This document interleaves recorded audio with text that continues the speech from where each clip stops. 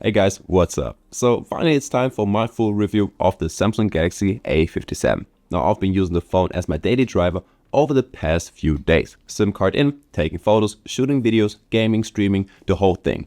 To really see if Samsung has delivered a proper successor to the Galaxy A56. Because on paper the A57 actually sounds pretty promising. Thinner design, lighter build, upgraded to IP68, a Super AMOLED Plus display, the new Exynos 1680, 45 watts charging, and One UI 8.5 on Android 16. And this is the awesome icy blue version, which I've got to say right away, I really like how this one looks. But the big question is, how good is it actually in real life? Is this just another solid Samsung mid-ranger, or is it actually one of the best options in this price range? Let's find out. So let's start with the design, because this is honestly one of the biggest highlights of the Galaxy A57. Samsung has made it even slimmer this year, coming in at just around 6.9mm, and at 179 grams, it's also noticeably lighter than a lot of the competition.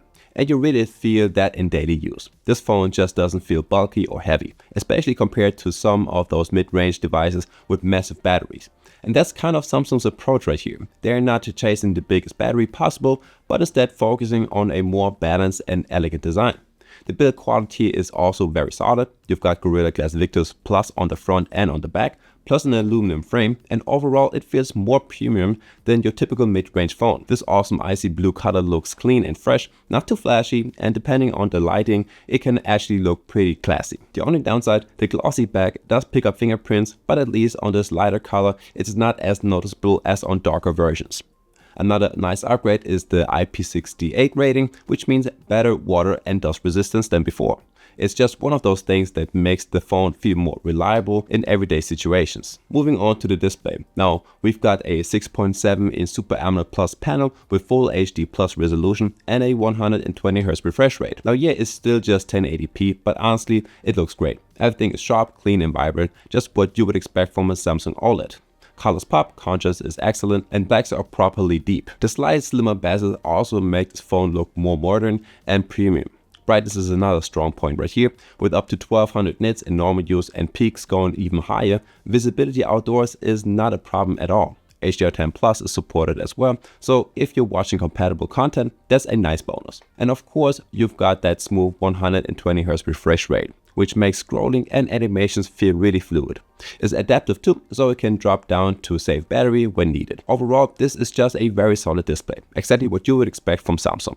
As for audio, the stereo speakers are actually pretty decent, they get loud enough, vocals are clean, and even music sounds fine for a smartphone. Not mind-blowing, but definitely good enough for everyday use like YouTube or Netflix. One of the biggest advantages of the Galaxy A57 is definitely the software. You are getting Android 16 out of the box with One UI 8.5, which is basically the same experience you would find on Samsung's flagship devices. And that's a good thing. One UI is mature, feature-packed, and just works really well in daily use. Samsung is also promising up to 6 major Android updates, which is a huge plus in this price range. If you plan on keeping your phone for a few years, that's a big deal.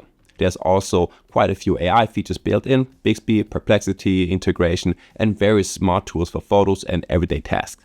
You don't get absolutely everything from the flagship Galaxy AI lineup, but there's still plenty here to play with.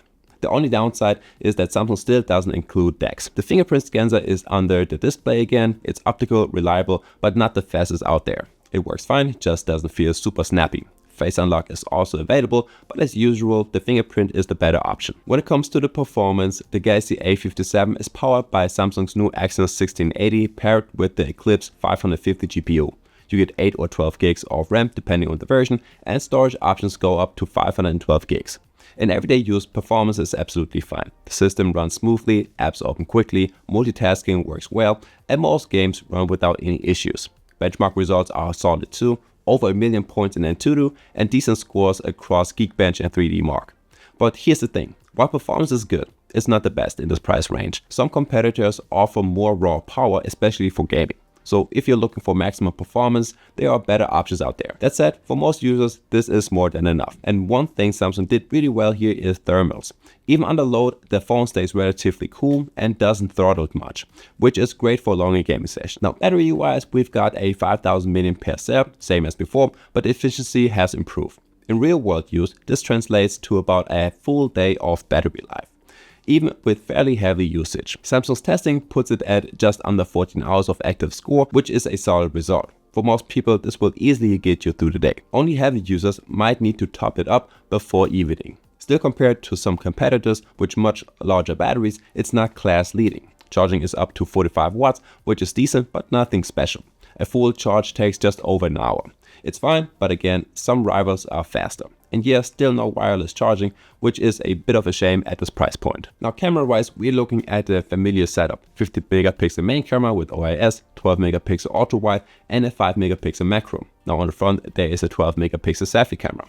Hardware-wise, not much has changed, but processing has improved. And that actually makes a difference.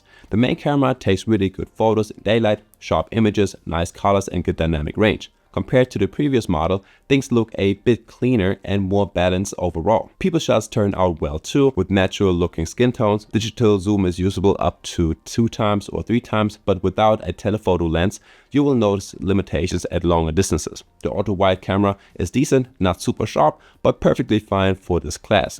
The macro camera, well, it's there. Usable, but not something you will use a lot. In low light, the main camera still performs well, with solid detail and good noise control for mid-range smartphones. The ultra-wide struggles more at night though. Video recording goes up to 4K at 30 FPS on all cameras.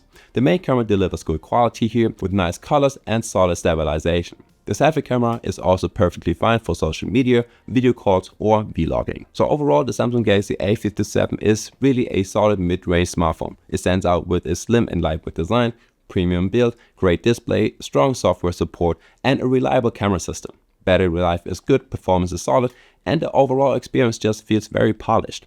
But at the same time, the competition is tough. In terms of performance, charging speed, and sometimes battery capacity, there are alternatives that offer more for the money. So this isn't automatically the best value option out there. But if you like Samsung's ecosystem, want a clean and reliable experience, and prefer a slimmer, more premium feeling device, the A57 definitely makes sense, especially once the price drops a bit. And yep, that's it for today. So I guess I will see you in the next one. Peace.